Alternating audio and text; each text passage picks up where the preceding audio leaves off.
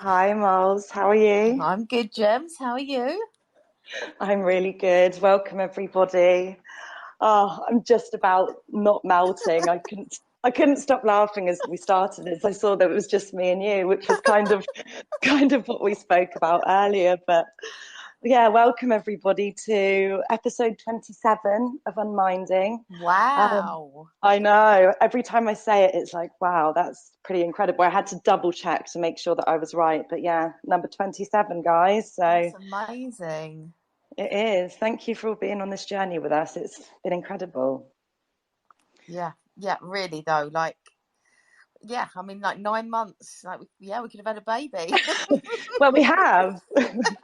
You're right, we have. It's We've called we've unminding. we've created life. Oh, that's so funny. How are you, darling? How are you doing? I'm doing everything is great apart from it's just too hot, and I know that's a very British thing to do. We're, we're having a heat wave at the moment in England, and yeah, I've just been quite grumpy and quite agitated, very sweaty, and I can't open the windows fully because the kitten will escape. And I've just caught myself. I just thought, okay, I'm just kind of accepted that I'm going to be a bit grumpy until it gets cooler, which is really stupid. Which is the opposite of what I've taught you, but fine. So yeah, I've got some things that hopefully you can cool me down with. I've got some questions today, but yeah, if this is all just an illusion, which is what today is about, then I've been really trying to work out how can I imagine it to be cooler. And I know that sounds silly, but there must be some ways to cool myself down without physically doing it, because I've been getting just ridiculously agitated. So now I've got that off my chest. I feel great. Good, good. Glad you got it off your chest. Yeah, so how have you been? Yeah, yeah, I'm good. Yeah, I was thinking about the illusion, and it's so interesting all the different things we do in the illusion, and like your illusion today was you were too hot, and can we keep it a short one tonight? And you feel grumpy, and like my illusion has been I'm really tired today, and I need coffee, and I've got and taking the bins out or whatever it may look like that looks real to us. But it's always an illusion. So such an interesting subject, and it goes so deep and yeah, it's fun to explore. It is fun. It's one of those things where we don't really know anything, so we just do our best to point to it. Yeah, totally. Well, the illusion sometimes feels so real, and I suppose that's what we live through, isn't it? The illusion of life, and the just depending on what works for us and what doesn't. So yeah, really interested for tonight's topic. If anyone's got any questions, then feel free to DM me or request later on. But I think tonight's just going to be a casual conversation, and yeah, I'd love to hear sort of your thoughts on illusion and the whole awakening process, Miles. I think that would be great for everybody. Yeah, yeah, of course. And if anyone can share this spaces with your followers, and the more people we get in here, the better, because what we're pointing to is actually incredibly helpful. It's really helpful for us in life to see this and to have a deeper understanding of who we are and who we're not, and really point to something that unravels a lot of our overthinking. So yeah, please share with people if you can. Um, it's a really funny subject because what I know is that there's nothing to know, but I didn't know there was nothing to know until I found it myself. So it can sound really contradictory, and you can be thinking, "Oh, what am I doing here if she doesn't know anything?" But it's an unknowing, it's an unraveling of who we are. It's not setting in place anything, it's unsetting. So it's like, what can we see here together? Where is the you that you think you are, and how can that drop away for a moment or two? Because when that drops away, you will touch a space before the you that you think you are, and that's a peaceful space. That's somewhere where we get to feel much better. We get to feel much more peaceful, much more at one, generally much happier, but also without an agenda. It's a place where we don't try to feel anything, we just allow what comes through. So there are no techniques here, there's nothing to work on, there's nothing to improve. As I always say, listen to us like you're listening to the rain falling. There's nowhere to get and nothing to do but be in the moment and listen. So it's a really lovely space. It's something that we just want you to drop away for a little while. We just want you to listen as if you don't know anything and see what you see. The funniest thing is that, when I started speaking, I said, there isn't anything to know, but at the deepest sense of truth, there isn't a you to awaken. The you that thinks it needs to awaken is the trap. Okay, so for me, for many, many years, my journey was one of, I needed to awaken. I wanted to awaken. I felt there was something much better than the human experience. And I searched the world looking for it. I searched many spiritual techniques and understandings trying to find it. But actually, what I saw when I got there was that it was always there. There's something in the journey, there's something in the seeking that is so compelling, it's so attractive. But really, it isn't in the seeking. It's just in who you really are. I travelled the world. I lived in India. I did everything to find it. And when I saw what I saw, it was on a Tuesday rainy night in England in my family home in my bedroom. And it was like that simplicity, that it was always there, but I was always seeking it.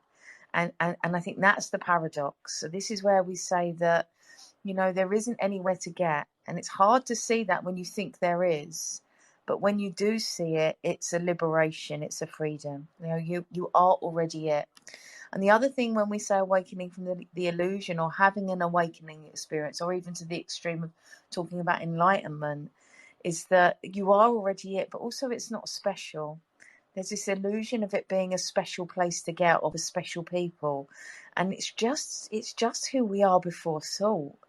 When I saw the simplicity of it, I understood that anybody that makes themselves out to be special because they've seen it or they've had an awakening experience probably isn't seeing it clearly, because what you see is the complete ordinariness of it, the fact that we are all it, that we are one.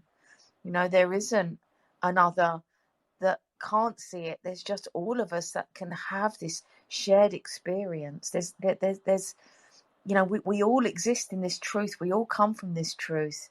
There's absolutely no hierarchy. All is one. And even when we're struggling from that truth. We're struggling from that space. We're just not seeing it. So when you're seeing it, when you have seen it for yourself, you may have identified the feeling of peacefulness and projected it onto the world. But that peacefulness was always coming from you. It was always you resting that found the calm, that found the peace, that found the oneness. And that's the journey that we're on here. That's to awaken you guys to that a little bit more, to point to that a little bit more, to see it a little bit more. So it's like, what does your illusion look like today? What's it look like? What does that reality seem like? Now notice that, and then notice how transient it was. Notice how it isn't set. Notice how it's always changing. Yeah, it's not real. It's so funny how real it all looks, and I don't wander around thinking this isn't real. I'm in an illusion. I experience life as real, but I have moments where I just stop and I see that it's an illusion. I see through it. I see that it's not what it looks like. It's something different. It's something deeper. It's this separation that we think we are isn't true. So awakening from the illusion, what does that mean? What does this call? What does this spaces mean? What are we going to talk about? And it's just going to, it's going to be very open. We'd love you to come in and talk too, because it's just going to go where it's meant to go. Because what does that look like to you? What looks real that isn't? What does it look like you're up against that is probably you're up against yourself? Because as we see through the illusion, it's much easier to navigate the world. It's much easier to see through things that look like problems and see them as experiences. So it's always this coming home. So and this home is always, always you. It's always where you are. It never, ever has left. It will never leave. And this is the ordinariness again. I must stop saying that word because I can't say it. I need to think of another word. But it's so simple. The simplicity. If you're in complexity, you're in the illusion. If you're in simplicity, you're seeing something different. Okay? So it's the bliss of beingness. You know, it's when there isn't a reference to the experience, when you're not thinking about the experience you're in, when you're just experiencing it, when there's no mind, when there's no judging, when there's no getting involved in the illusion, when you're allowing everything to be exactly as it is. You know, that to me is the awakening. It can seem like it can be empty, but actually it contains everything that there is. I went on a retreat many years ago, maybe about 7 or 8 years ago, and it was exploring this understanding. And when you spend like 5 or 6 days just in the exploration with a group of people, you can really, you really touch it. You really get to see something very deeply. And what we all saw was that there's this nothingness that contains everything, and we called it neverthink. We were just living in the neverthink, and it was just felt so blissful and so peaceful. And that's awakening. That's seeing through the illusion. And there isn't a point to get to where you've seen through it, and you've got it, and that's enough. I know I say this a lot on every call, but it's never ending. There's always more to see. There's always more to see through. There's always more to be. And it's that being, it's that seeing that allows us to transcend the ego. It allows us to see through what we think looks real and see through it into the ordinariness, into the sense of a self that is wider, is infinite. It's a sense of truth, a sense before what looks real but isn't. Now, how is this helpful? Because if you think of the world as a fixed, stuck place where everything you come up against is real, that's a harder place to live in than actually seeing the truth of it being an illusion, the truth of it coming and going, the truth of your experience changing because of how you're seeing it, not because of how it is. So what do I mean by that? Is that how we see the world is how we experience it. Again, pointing to the fact that it's an illusion. So you may have woken up today in a great mood and then might wake up tomorrow in a bad mood. And your world today may look wonderful and your world tomorrow may look like shit. But the world probably wouldn't have changed. So where's it coming from? See, this is really interesting. Where's this illusion coming from? It's coming from you, and you are part of it. Okay, that's a really important point. We're part of the illusion. Okay, we're going really deep tonight on this call, and I know for some of you that may be on for the first time, it can be like, whoa, like what's this about? But if you go and explore past episodes where we talk about thought, this is the gateway to understanding the illusion, is seeing through your thinking, seeing through your thoughts. The awakening comes through seeing that your thought isn't real. It's not true. It comes and goes. It's creating the illusion of a you, of a world, of another, of an experience, of a feeling. So when we get to see that, when we get to touch that, that's where this makes life better. This where it makes life so much easier to navigate, because suddenly it's like, oh, this is part of the illusion of life. This is coming from me. This is my experience, and my experience is constantly changing. So if I can go deeper into the true self, if I can observe this separation, this illusion, as I observe it, I'm not as caught up in it. It's not creating such feeling in me. It's not creating turmoil. It's not creating torment. I'm actually seeing it for what it is. So it's like the navigation system within you becomes much easier to access, because you're not constantly projecting outside of yourself onto a world that looks real. You're suddenly seeing through it. You're suddenly seeing that anything that comes and goes isn't truth. Okay, anything that comes and goes is a transient experience. Well, I can cope with a transient experience. I may not be able to cope with life if it was fixed and it was solid and it was real. That may be something that at times would be very, very tough to be up against. But now I've seen this, it has its moments. It can be tough, but there's something in seeing it that changes it. So some of you will, some of you won't know that I think in March I had a really bad experience and I had a bad burn. and I ended up in hospital, and the experience was horrible. You know, I'm not ever going to deny that because of what I know. It was fine. No, it wasn't. It sucked. But when I was in hospital, the strangest thing that I've never experienced in such a traumatic state before was that my thoughts was my experience and my thoughts were, this couldn't have been any other way than it is.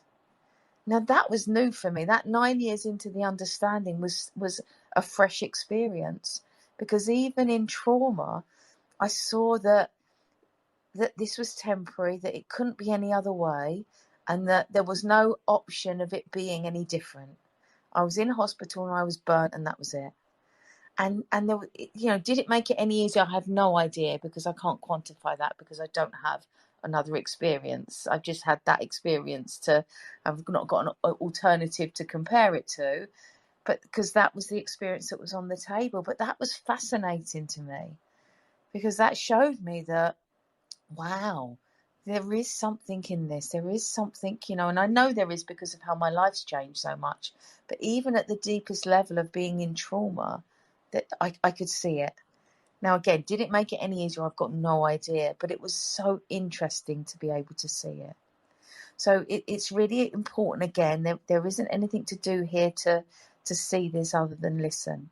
There isn't anywhere to get. You are already it, because we can waste so much time searching for this peace of mind, for this elusive state that where we're going to feel blissful. But it's not a searching, it's not a seeking thing.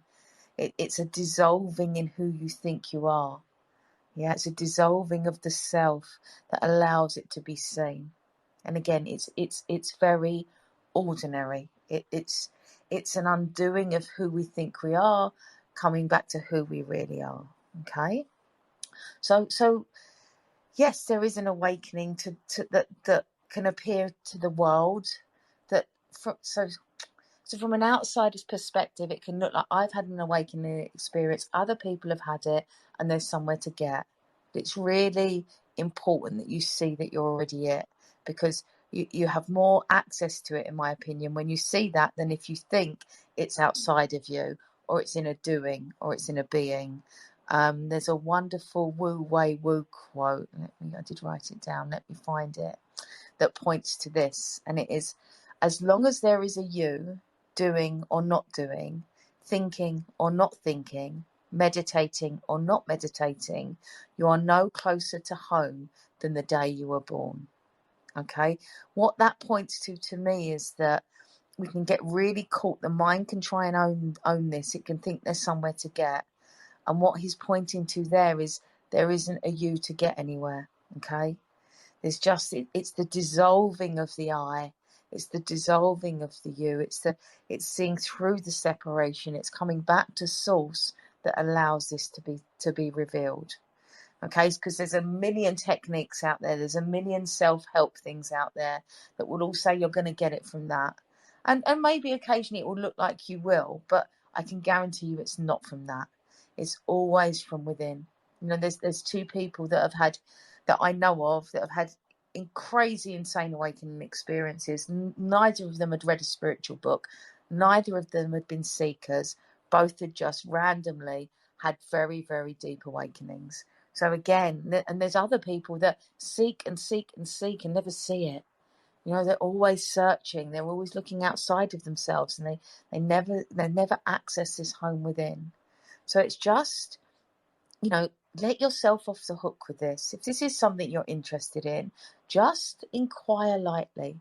Just listen lightly. Just listen to our podcast. Listen to Eckhart Tolle. There's other wonderful teachers out there. But don't listen with a destination. Just listen with an openness. Now, that's why when we say at the beginning, listen like you're listening to rain falling. Because you don't listen to rain with a goal. You listen to it just to allow it to wash over you, just for the experience. And that's where everything that we're looking for is. It's in this moment. It's here now. You know, all thought and belief has to be a limitation of who we really are. You know, we go outside of ourselves to escape the illusion, when all we have to do is see that it's not real. The reality is that we all try to escape it, or have tried to escape it.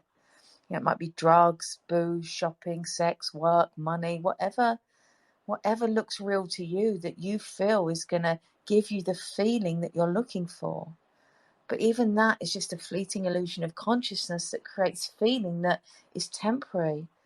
That can't be fixed in place. That's just going to come and go.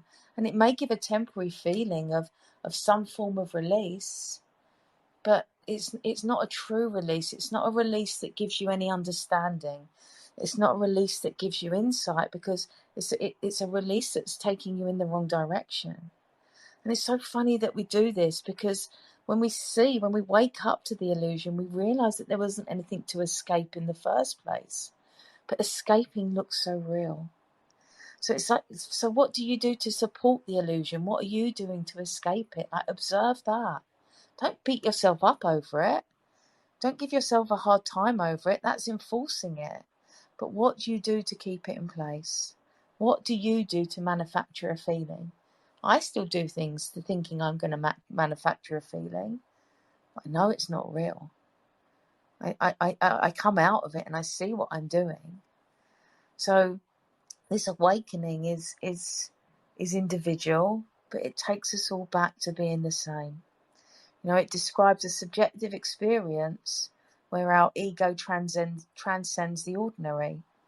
We come away from what the ordinary into the ordinary. Again, so much paradox in this conversation, so much paradox in the understanding, because again, the nothing that contains everything, the us that appears real that isn't, the one that thinks it can find something when it's already it. So it's always back to us. And this is it's so interesting that we think it's in the seeking, but it's not in the seeking of what you do to achieve enlightenment that finally gets you there. It's not there that it's not what you're doing that gets you to awaken. It's in the interruption. Okay, I hope that makes sense to you, because that's such an important point. It's in the interruption of the reality that we awaken. It's not in the doing within the reality that we awaken. Again, that when I saw that, it blew my mind. It's like all these things I was doing to awaken were pointless, because it was the interruption that created it for me, that allowed me to see it. Okay, so, and in that moment that I saw it in my awakening, and there's been many other little awakenings since, and there'll be many, many more. It was seeing thought. It was seeing the illusion of my own thinking. It was seeing that my thinking wasn't real, that everything that I held so tightly around my thinking, every belief that I grasped, wasn't real.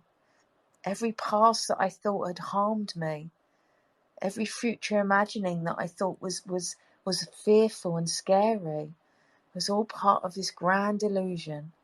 It was all part of this thought system that was created, and that creation was me. That creation was always creating this self, this separation that wasn't real, and seeing that just transformed my life. It was like night and day. It was darkness to light, and that awakening was so powerful that my mind healed. I went from mental illness to mental wellness. See, this is where the power of this conversation, the power of understanding this, changes lives. Because we're not going into the content of mind to cure. We're not looking in the illusion for a cure. We're seeing that it's what created the illusion. That if we can touch that space, that the healing can begin. Because we see through the illusion, and all of the things that harmed us or were traumatic to us suddenly dissolve, and they don't exist in the now. They're gone. They can't hurt us anymore. There's nothing there. So in that nothingness, our wellness is revealed. And if you think about it, what are we all looking for? We're all looking for that peace. We're all looking for that well-being. We're all looking to, whatever it looks like, we're all looking for a feeling. Okay, so this this falling away, this dissolving of who we think we are, of our thoughts and beliefs coming into who we really are. This doesn't separate us from life. Yeah, my old version of awakening would be I would be ascended. I would be higher than life. Like I would be more than human. It doesn't do that. It makes you more human. It makes you understand that humanity that you are is what you're here to experience. You understand you are more than the human, but you love the humanness. You love the experience of life. You allow it all. You wake up to the fact that, of course, I still get scared and I can still worry and I can still have sadness and anger, and of course, but it's passing and I don't resist it anymore. I allow life. That's what awakening is. The allowing of life, not the escaping of life. How powerful is that? Like to get to see that. I get so excited that I've seen it, that the people I work with see it, that the people that listen to this may see it. Like, wow. Oh, it's not, I don't need to escape my humanness. I get to live it. I get to love life. I get to love the people in my life. I get to love humanity. I get to, I get to see through all of the things that were holding me back. And there's still a lot, don't get me wrong. I'm sure there's still untold beliefs that I have that hold me back or stop me from seeing it clearly. But I've seen it enough. I've seen it enough for it to change my world. So for me, this awakening hasn't been a constant that I live in a space of oneness and bliss. It's an awakening that I fall asleep from, and then I awaken again, and then I fall asleep, and then I awaken. But every time when I awaken, it feels like I awaken a little bit more. But I'm no longer working at being awake. And I'm no longer working at not being awake, if that makes sense. It just is. I just know that all that is me, and this is an illusion. It's the isness of the experience of the self is of this illusion, and sometimes I'll see it, and sometimes I'll be in the illusion, and I'll believe that is real, and I'll be caught up. But I don't manufacture or I don't try and manipulate it anymore. I allow it to be. And I'm not hard on myself when I do fall asleep and I do get caught up. I just come out of it. I'm just like, okay. Oh, wow, that was interesting. That looked really real. I felt upset about that. But I see that upset was always my creation. It was always my reaction. It wasn't created by the other. It was always created by me. Again, amazing. Like getting to see that. Like how refreshing to see that in our relationship, in our friendships, in all of in the world. Because we can bounce out of that really quickly. Okay, so it's this love of life, this acceptance of the self, because we know it's not real, it's not truth, it's transient. As I said, what looked real last week that doesn't this week? What looked real a year ago that doesn't look real now? I guarantee you what was real seconds ago isn't real now. There's just this. And this contains exactly what you're looking for.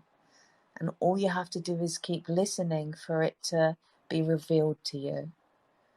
And it will be revealed because it has no choice in the end. There's a beautiful Kafka quote. You do not need to leave your room. Remain sitting at your table and listen. Do not even listen, simply wait. Be quiet, still and solitary. The world will freely offer itself to you to be unmasked. It has no choice. It will roll in ecstasy at your feet. And I actually have that in my front room, in my lounge. It's I have it on a poster framed, because I just see it and I'm reminded. It just stops me in my tracks. It just allows me to be. It takes me out of resistance, because we can all get caught in resistance to what is. And we'll come to see that this awakening is many times an end to the resistance. And so even if I get caught in it, I'll come out of it. Resistance isn't around nearly as much as it used to be. I allow my experience. You know, there isn't anywhere to get anymore. I'm so much more loving to myself. I'm so allowing of my humanness. And there's nothing to be ashamed of. It's okay. We're all okay. We're all perfect as we are. You know, there's nothing to fix. Your feelings, you know, even the ones you hide from, or the ones you don't like, that's okay. It's okay to have these feelings. We don't have to run from them. When we understand that they're transitory and they're fleeting and they're part of this illusion, and they don't say anything about you, they're just something that comes and goes. They're like, consciousness creates us in the moment. Okay, so our whole, it's not only us, the illusion of us and our experience is a creation of consciousness. And within that, there's going to be so many different experiences, so many different thoughts, so many different feelings. So why would we ever feel ashamed about any of those? You know, even if they're ones that you feel like, whoa, that's a dark thought, that feels harmful. If you're not acting on it, it's not harmful. It says nothing about you. It's just an energy that comes and goes. It's neutral. We apply meaning. You know, and I think when we understand the illusion a bit more, I'm not sure if it's true, but it feels like I get to apply meaning to the things that I want to apply meaning to, and less meaning to the things that I don't. Now, I'm not sure about free will. That's a whole nother conversation, but that's how it appears to me. You know, it's that lovingness of self, that lovingness of others. I don't need to be better than I am right now. Can I see more? Absolutely. Can we all see more?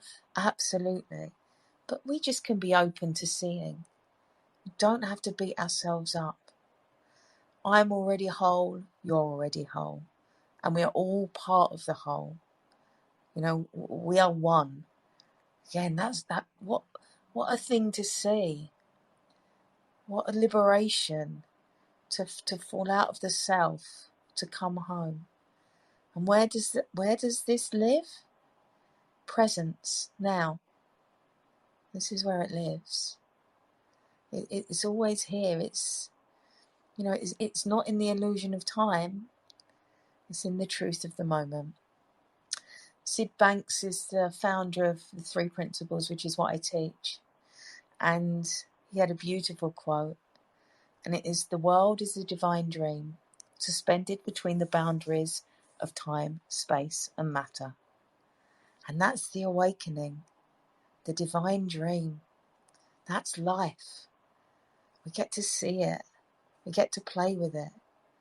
You know, and we know that when we begin to see this, that this awakening also reflects in the physical world.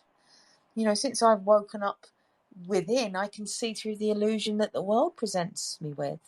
You know, many of us on this call are fighting back against this illusion that we know that we can live and exist and have a more peaceful, better world. We know that we're up against a darkness that it feels like is in the world at the moment.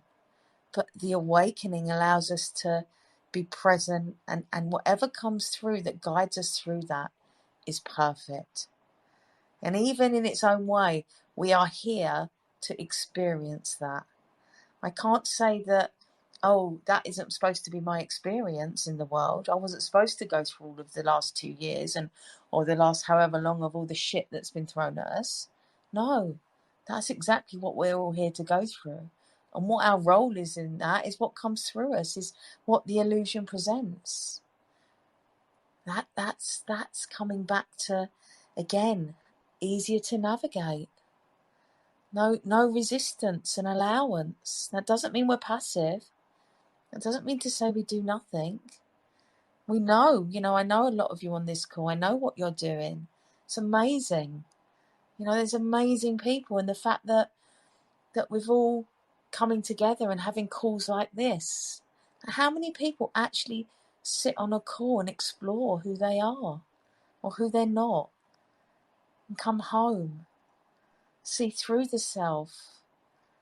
You know, it's an amazing thing that we all get to do this. It amazes me that I can speak and other people come on and explore with me, and we inquire. And it's not about just believing me, it's seeing for yourself. It's your inquiry. Where does that take you? What does this show you? Because what is the answer to all of these problems that we face in the world? It's the awakening of humanity. It's seeing we are one. It's knowing who we are. It's seeing through yes, of course we're all different but it's seeing through those differences. You know, it's seeing that at heart we are all the same. That's where love is. That's where life gets to be experienced in a way that is so much more enriching for everybody. You know, this oneness is David Bohm is a physicist, incredibly intelligent man. And you know, science can point, you know, at the deepest sense, not the trust the science, but the real science points to this, the fact that there isn't a separation. And he said the notion of a separate organism is clearly an abstraction, as is also its boundary. Underlying all this is unbroken wholeness, even though our civilization has developed in such a way to strongly emphasize the separation into parts. So even at the deepest sense, physics is pointing to this. It's pointing to the truth. It's pointing to that there isn't separation. And what creates the illusion of a separation? Our own thoughts, our own thinking. So we come back to that once again. We come back to the experience of thought. We come back to understanding thought, to observing thought, to seeing that it's not true. Some of it's helpful, of course, but some, we know so much thought is unhelpful. So then when we understand thought more deeply, we get to really take much less notice of the unhelpful thinking, and then really kind of get on board and follow the thoughts that are helpful. How do we know the difference? Feeling. In my opinion, I mean, see for yourself. For me, it's about feeling. If I'm having thinking and I'm feeling bad, that isn't thinking I probably want to follow. If I'm having feeling and I feel inspired, I feel awake, I feel excited, that's thinking I want to follow. You know, but again, see for yourself. What does it look like for you? What does it look like to you? And just remember, anything that comes and goes is the dream. Anything that comes and goes is the illusion. This must be the dream we know as us, because we are also temporary. We come and go. So just explore this. Again, you never have to believe what I say. It's your inquiry, it's your experience, it's your journey. Where does it take you? But I'm sure for many of you that have listened to past episodes or listened to the podcast or, you know, or online tonight, you'll notice that when you're listening, that the mind gets quiet, that a feeling comes through that it feels nice, it feels peaceful. That the overactive mind probably slows a little, and it isn't because of the words, it's because of what we're pointing to. It's because we're fundamentally pointing to the truth. And the mind has no power against the truth of who we are, because the mind and our thinking is part of the illusion. Okay, so I'm going to end my ramble with some words from a lovely teacher called Adyashanti. And they say, do not think that enlightenment is going to make you special. It's not. If you feel special in any way, then enlightenment has not occurred. I meet a lot of people who think that they are enlightened and awake simply because they have had a very moving spiritual experience. They wear their enlightenment on their sleeve like a badge of honour. They sit among friends and talk about how awake they are while sipping coffee at a cafe. The funny thing about enlightenment is that when it is authentic, there is no one to claim it. Enlightenment is very ordinary. It's nothing special. Rather than making you more special, it is going to make you less special. It plants you right in the centre of a wonderful humility and innocence. Everyone else may or may not call you enlightened, but when you're enlightened, the whole notion of enlightenment and someone who is enlightened is a big joke. I use the word enlightenment all the time, not to point you towards it, but to point you beyond it. Do not get stuck in enlightenment. Do not get stuck in the words. So I hope that you've heard something in that, in those words and in that pointing, and I'm going to go over to Gem and see what she's heard. Wow, I heard a lot. That's going to be one to listen back to quite a few times, I think. You really, really went through it there, and it was really beautiful. I think the main things that I took from it was how just wonderfully freeing this experience is.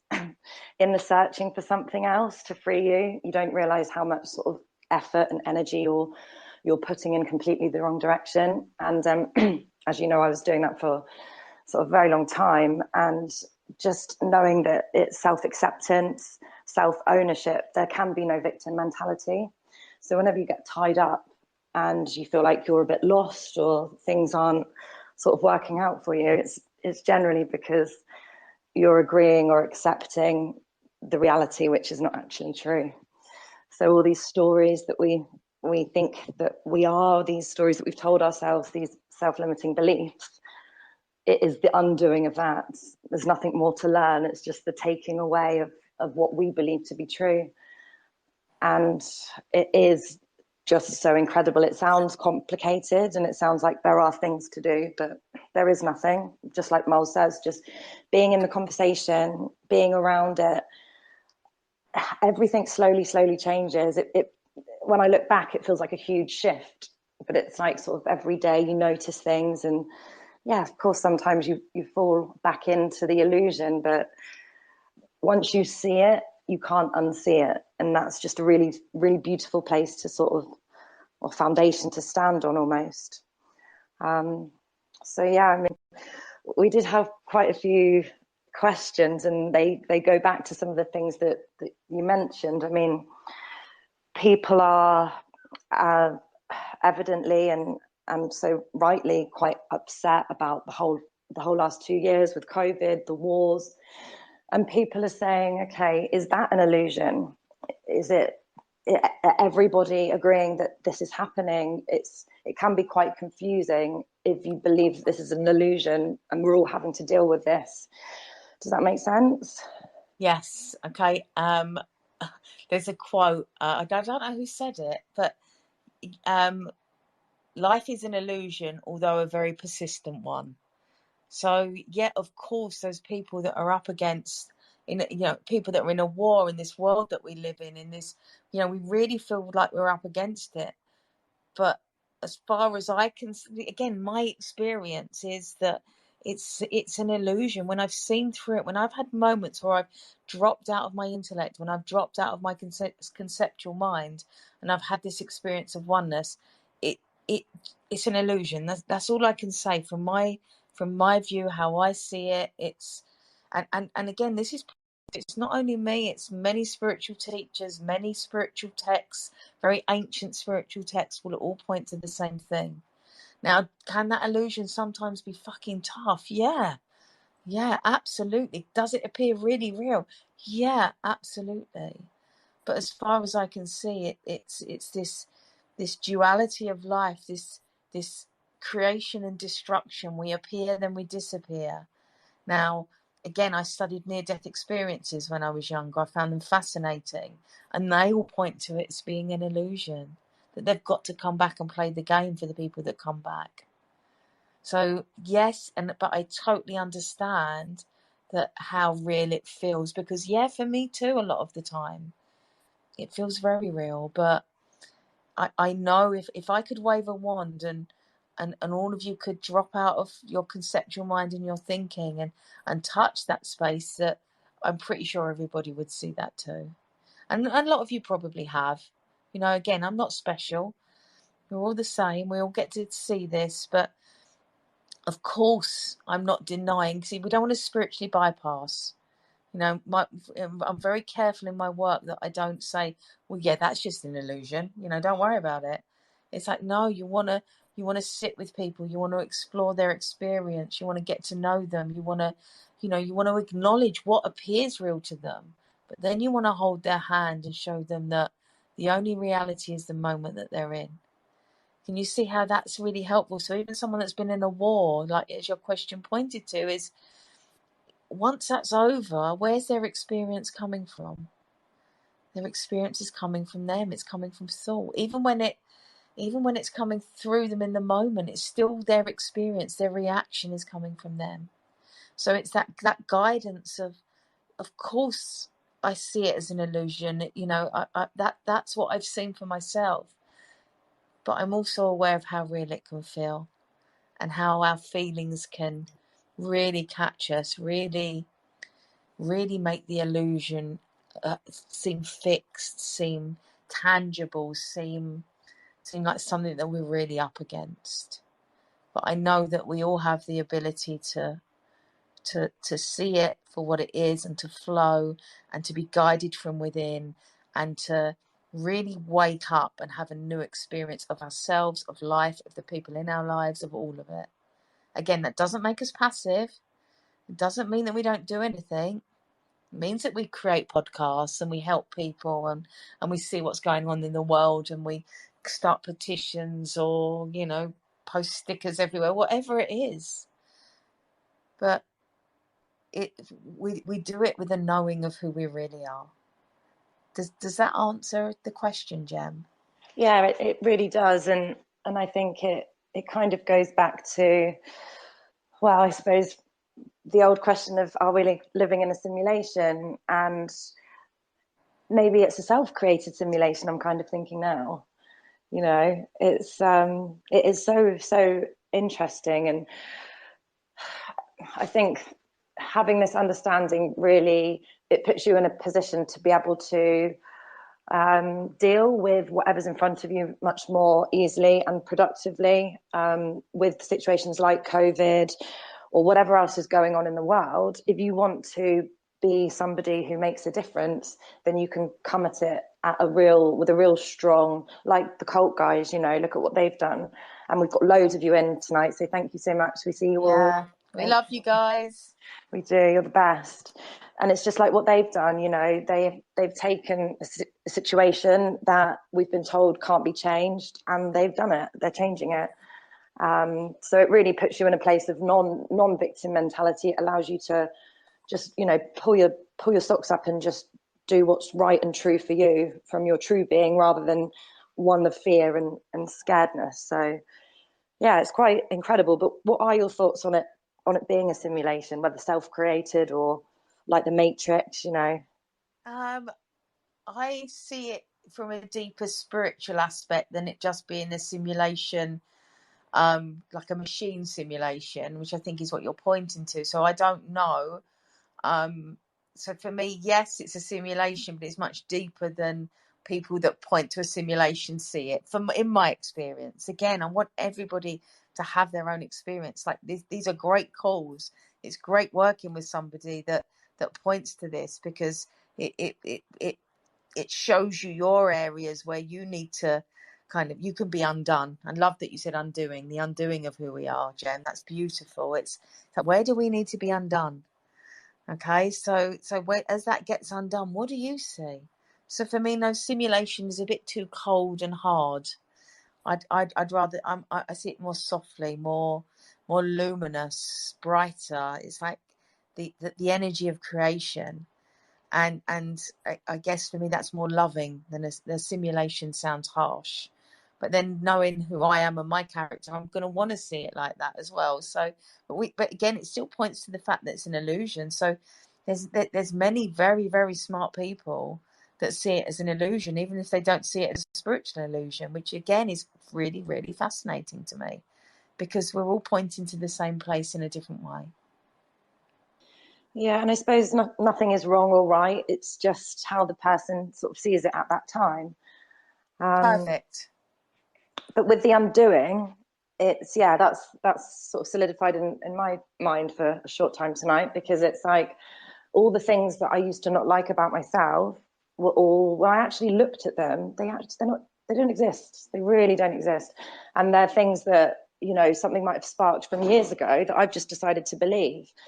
And it's not about picking it away and thinking, oh, well, but it's just seeing it for what it is. And slowly, all these things dissolve, and it's like, wow, I am all right. It's all okay. But for years you can have these hang-ups or chips on your shoulder that you really believe to be true, with no evidence, no backing, and it's just your thought of it, whether you've decided it or someone else has kind of made you feel that way. It all comes down to you, and being able to realize that it's not true it's quite life-changing.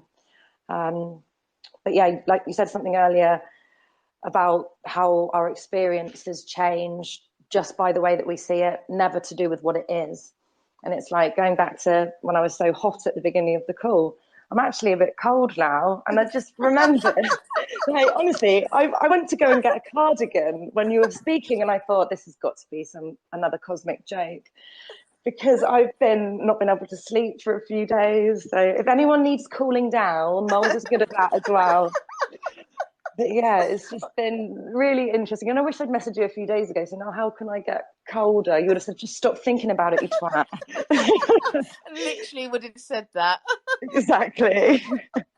So now, cool nights from now on in. But it's little things, and then there's big things. But it's all just a really wonderful journey. And yeah, I mean, if anyone's got any questions before we start to wrap up, you are more than welcome to request. But Any questions, any insights, anything you've seen that looks different from listening to us? I mean, it can really be anything, but it's so funny how, for Gem, it's like 3 days of moaning about the heat, and it's just, it's like so much is like, of course it's warm, but how we can focus.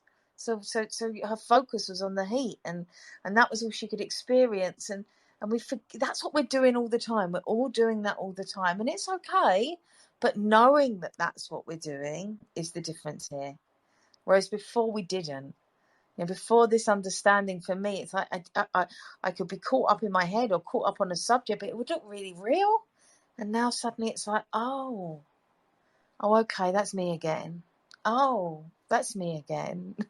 I mean, that's it, literally. Oh, that's me again. Because there's nothing else in the room. There's only me experiencing what I'm experiencing, which is coming from me.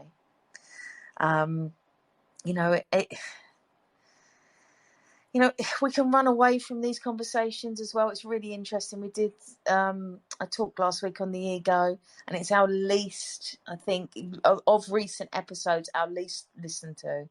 And it's because it's got ego in the title. It's like that destruction of the ego can be quite daunting, and the ego again doesn't want its destruction. The ego's number one game is its survival. So again, it's like, but then you do something on awakening, which is pointing to the same thing. Every week we point to the same thing in a different way, and then people are interested, and that's been really interesting for me to see the difference of how we see things, how we experience things, how we judge things. And it's always us. It's always us. And awakening and enlightenment is the realization that it doesn't actually exist, because when you get there, you're just you. You're just you before you. And it's simple, and it's beautiful, and it's easy. There's another quote, and this is from my friend Claire Diamond. She's a beautiful teacher. And she says, the collection of hurts, knocks, trauma, resentments, vigilance, defense mechanisms that form the identity has neither an absolute or a relative truth. The past exists as a construction of this moment. So does the identity. As understanding shifts, as healing happens, the entirety of that old self disappears. You are replaced by a new idea. This is enlightenment. It is the ongoing healing of those shames, fears, and insecurities that create the logical, understandable, innocent, but ultimately problematic need to control and defend. So what we're pointing to here is that that falls away. The need to control experience, the need to defend the self. This is where we come back to the healing. This is where we come back to seeing that there's nothing wrong in our humanness. There's nothing wrong in we don't have to be ashamed. There's nothing wrong in who we are. However we are is the perfect version of us. There is no comparison. There can be no comparison. You know, it's you are consciousness taking form. Every one of you. And the beauty, if you could touch that, see that, it would just be beautiful. It would just be, you'd be in awe. You'd be inspired. You know, and that when we feel those things, that's what we're touching. That's what we're seeing. And it's always in this, as, again, back to the undoing of self. It's not in the securing of more self. It's not in the appeasing the ego. It's not in the getting more stuff. It's not seeing yourself as better or special. It's the ordinariness. It's the beingness. It's the lovingness. It's the oneness. So we get to notice where we are. We get to notice what direction we're looking in, because am I trying to fix the identity in place? Am I looking to be better than someone else, to feel more special? That's the direction of the ego.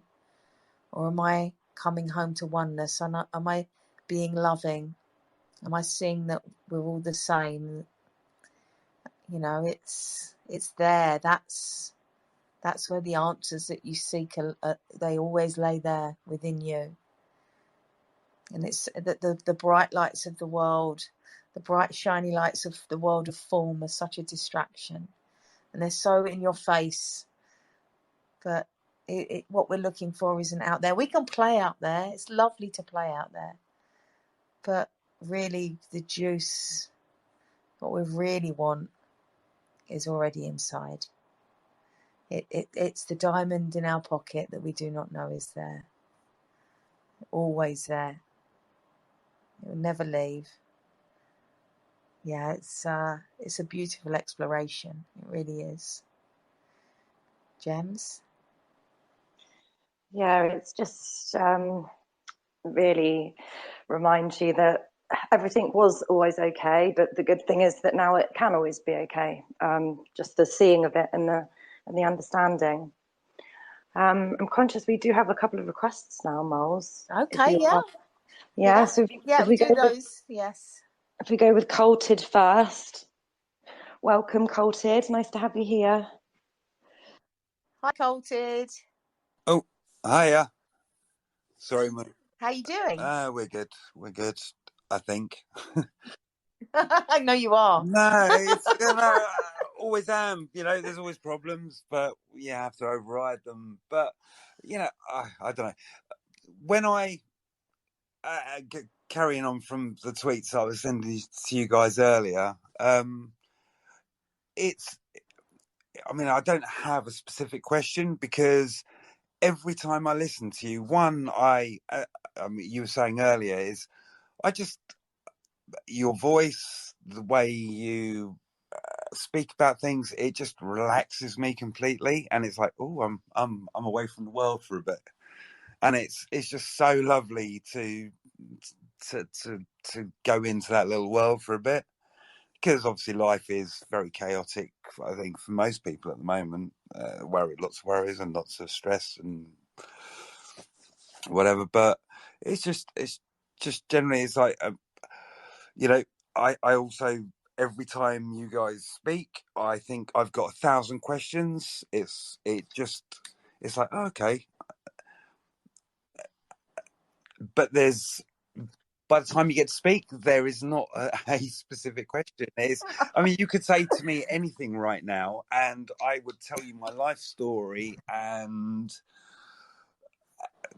there would be something in my life that I could think back to that maybe I broke my neck when I was 13 playing rugby. I thought it destroyed my life. It probably took me till 28 to realise that actually I was the one that could have dealt with this. It was a physical injury, but you know, people go off, they have injuries, they go off and win a gold medal. I didn't. I stewed in myself for years. And it's only now that I sort of realise, like, oh, well, that was a bit stupid, you know. But I'm not, you know. Again, that's part of the learning curve of your life. Every experience you have is, you got to take, not necessarily a positive, but you just got to look at it as if to say, okay, well, that was part of my life. Maybe it went on a little bit too long, but you know, this is where I am now. Yeah, totally. I mean, everything looks different with time. Okay, so even that experience that looks different to you now can look different in 10 years. You might say, wow, that changed my life for the better. You know, for me, it's everything's designed for us to see something more deeply. Whether we do or not is a different thing, but we can always take something out of every experience. And I think it's knowing that and understanding what we're teaching here that really helps with that. And I love that you came on and said, I had so many questions and now I have none, because that's perfect. Oh, That's perfect. That's just what we wait till want. next week. I've got a lot to say. So that's what we want to hear. You know, it's absolutely perfect. And if I can be cheeky and say, well, you know, it was supposed to last as long as it lasted, otherwise it wouldn't have, which might make you sort of relax in the amount of time that it took, but it was because it was supposed to, Yeah, in a kind of roundabout way. But yeah, I think I'm kind. You know, throughout the relationship, better say for that should really be for next week. But I think I've learned over the years that my latest one, although it still, it hurts, you know, there's still a possibility of saving it and everything else, maybe. I'm just rubbish though. I'm just the worst communicator in the world, and you're doing a fantastic job. Really, yeah, really fantastic job. I can You communicate just with think you're a bad everyone else communicator. except for the people that I need to communicate with. Is that just what you've decided? Well, it's because I know I seize up. Oh, You know, No, but that's fine. No, I just want to point out what I pointed to earlier was that however you are is perfect. That's your humanness. yeah, And it's no, all I agree. it's all on the table for it's all on the table for change. Believe it or not, and I think I've said this before, I used to be terrified of public speaking. I couldn't public speak. I couldn't even stand up in a room full of people if I had to say my name. My heart, my palpitations, it was like sickening to me. And you hear me now, it's like that's fallen away. That's not true anymore. So it's about, don't see yourself as So this one of the set most person. relaxing voices in the world. Thank you to you. My son would definitely disagree with you. Yeah, children have a way, don't they? But thank you. But yeah, just explore that you're not this set person. That's what, yeah. Over the course of, we're not here next week because I'm away, but over the next course of the next couple of weeks, just listen to the other podcasts and just explore if who you really are is who you think you are, and just see. Just inquire, not with a heaviness, but with a lightness. Yeah, And no, I totally agree. But as I was trying to say to everyone else is if not for yourself, there are so many things that you guys do on those podcasts where I'm like, oh wow, I hadn't even considered or realised or seen a different perspective, and I just think you guys are wonderful. I say oh, thank you're you. just absolutely fascinating. It's a learning experience every time I hear you guys speak. Well, we'll pay you later. No, thank you very much. yeah, you've made our bloody night. Thank Oh. you. And just a tip, if it's the only time that, you feel out of the world when you listen to us, we've got like 35 hours now, so you could just loop it 24/7. Yeah, I've done. I think I've done about 18 hours of it so far. I've got a few more to go, but Nice. Awesome. We love that. Thank you so much for coming on, Colted. And Thank you, darling. yeah, my Lovely pleasure. and to hear your voice Thank for the you first guys. time. Thank you. Thank you thank so you. much. And we'll bring up Itzy then quickly. Nice to have you here as well, Itzy. Thank you so much.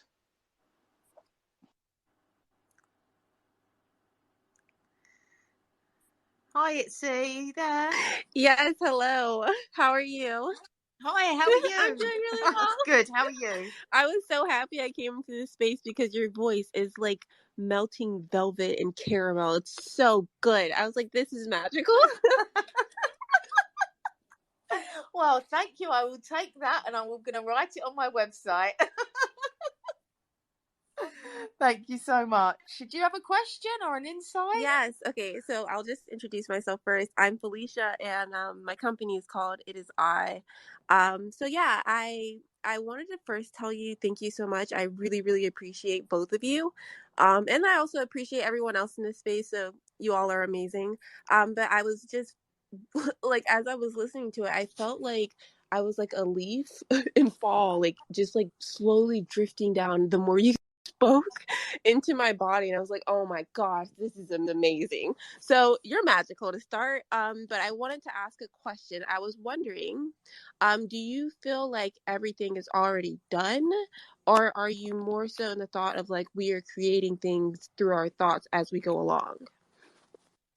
That's such a great question. To be honest, I change in my thinking of that. It's changed recently. I felt at the deepest sense, I guess I see that maybe it's all created, but then there's something that's recently that I've seen where it just feels it and looks a little bit different. It just feels like that there's a me, and it's there's not a separation. It's more from my being. Okay, so this is the best way to explain it. From my, not from my ego or my personal mind or the self, which is like pre this understanding with the secret and the law of the attraction and all of that stuff. It's like that fell by the wayside a long time ago because I just saw what was coming through was what I was meant to experience.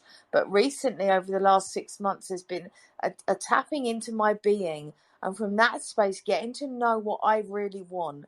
And it's different from material things. It's different from, oh, I want a big house, or I want a boyfriend, or I want it. It's not that. It's like, what does my being want to experience? So from there, I've chosen to and to experience more love. I've chosen to be more committed to my clients, to this podcast, to the people that I speak to. So it's almost, the difference I'm seeing is that the more I come into the beingness, the more I'm aware of the creation that's coming through me, rather than the separate me that's creating everything or anything. Does that make sense? Because it's new to me, so I'm trying to explain it in the best way that I can. No. That's what I was gonna tell you too. Like, I feel like um I feel a lot of the stuff you've been speaking on, but it usually when I feel like I'm connected to those things, there's no words for it. So it just is like like I feel like you do such a wonderful job of explaining it, but I think like it sounds like it's like a duality of both of them. So I think I connect to that because like I feel like what Jim was speaking on when she was, I'm sorry if I'm saying the wrong pronouns for you, but whenever they were speaking about when she was saying she was cold or hot, and then she stopped thinking about that and just automatically got cold. I experienced that a lot where it's like if I'm focused on something super duper hard and I want it to happen so bad and I keep focusing and focusing, that moment when I'm like, I quit, like I'm done thinking about it, I don't care, it hits, like it just goes then. So I think there's a like a dual thing where it's like you're creating and then there's also it just happening through you allowing. So it's like you take action and then you also allow. So it's both, I guess. Yeah, and that's perfect, because if you think about what we're pointing to here, we're pointing to the truth is one, the truth is oneness, the truth is non-duality. The appearance, that the experience is one of duality, it's one of separation, it's one of opposites. So of course we're going to have both. We're going to have the experience of seeing that everything is created through us, that there isn't free will, that from the perspective of the true self, it's all just happening. And then from the separation, it's going to look like there's a doer. And it's all perfect. So it's like we don't have to, there isn't a right or a wrong. There isn't a getting the answer right. Again, it's like that's why I always point for you guys to explore for yourself, because what comes through for you, what looks true for you, and even then that will change. What looked true for me 5 years ago will look different now. It's always deepening. What looked true 3 months ago can look completely different now. But I'm always seeing it more deeply. I'm always connecting more to the source of who I am, and that's for me the exploration. That's the inquiry, the undoing, as Jem said, the coming back to being, and from that being, I can experience my life in a way that is more fruitful, that is happier, that has more well-being, because I know who I am. And of course, I still get lost in the illusion. So all is good, all is true. It's a wonderful thing to be alive and be human, and we can forget that. So yeah, and it's a wonderful thing to be who we really are, and strip that away too. So we get to play with both, and that's why we're so lucky that we find something like this, that it's not one or the other. It's a dance. We dance in and out of both. Thank you for such a wonderful question. You're welcome. You were so awesome. I feel like you do such a beautiful job of wording what you're trying to explain without making it feel like everyone else needs to be on the same space as you are, which I think sometimes people get lost in that. So Yeah. thank you so much. Oh, thank you, John. And as Jem said, we've got, if you haven't listened to us, we've got a podcast with all our old episodes on it. So there's lots to catch up on. And we're here every week at the same time on a Thursday, apart from next week because I'm on holiday. So yeah, great. Please join us again, and please keep listening. And thank you for coming up, Jem.